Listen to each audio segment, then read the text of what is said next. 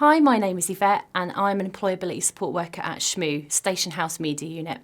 I've been a support worker at SHMU for more than 10 years and have worked on our employability programmes throughout this time, supporting young people to move on from school and into the world of work. So in recent years, we have found the need to spend more time talking about the social media presence of the young people that we support. Many employers will do an internet search of applicants ahead of an interview to gain an insight into the individual and see anything you post on a public profile is available for anyone to see. Social media is a key player when applying for jobs today. Facebook, Twitter and Instagram allow employers to see who you are outside of your application. There is evidence now that employers are using social media to screen candidates before hiring, so it's really important to create the right impression with potential employers.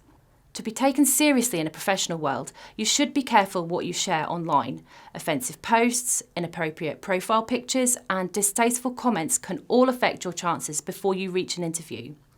You should use your online appearance in a positive way as a self-marketing tool to demonstrate your strengths, shine a positive light on unique hobbies, and highlight your values, skills, and experiences, similar to what you might have on a CV. So there are many different forms and types of social media, and no matter what platform you use, it's really important to check what you are posting and avoid content that you don't want an employer or potential employer to see. So you make sure you check your privacy settings. Update your status and photos to reflect your true interests. For example, social networks aren't just about you connecting with friends and family, but it also allows them to connect with you. In fact, 73.4% of users will follow a brand just because of their interest in the product or service.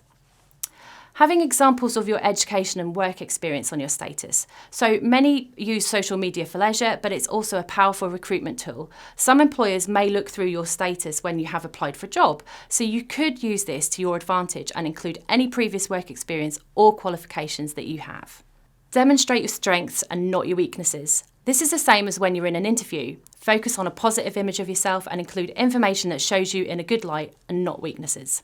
Including any volunteering or charity work. So volunteering offers vital help to people in need, worthwhile causes and the community, but the benefits can be even greater for you.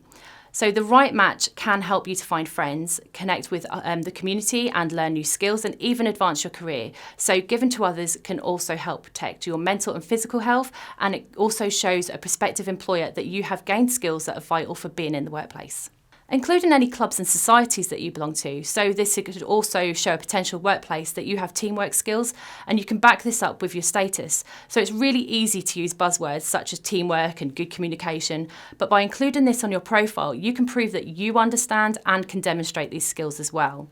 However, you still need to be careful with what you choose to include to share or update your status with. For example, sharing your political views. You could lose business for your work or your job if an employer feels strongly about a political issue and then you post something totally derogatory or counter to what they believe in. They might take a different view of what you personally and professionally believe in. You could also lose a friend. Friends should be able to discuss political issues calmly and diplomatically in person. So most people hide behind their computers and post things that they would never say face to face. Plus, it's really unlikely that you're going to win any political debates through a keyboard. So it's always best to talk about things like this face to face. Also, don't include things like debates over controversial topics. Controversial topics are really difficult to discuss as they tend to be things that are very passionate to people and they have a very strong opinions on. So you could also possibly offend someone, and if that someone is your boss or the person who's going to be interviewing you, then this could prove to be a little bit awkward. Also, do not make references to illegal drugs and bad language. Well, firstly, you won't just be in trouble with your workplace for this one. You will get a reaction on social media for this, and it might not be the one that you were looking for.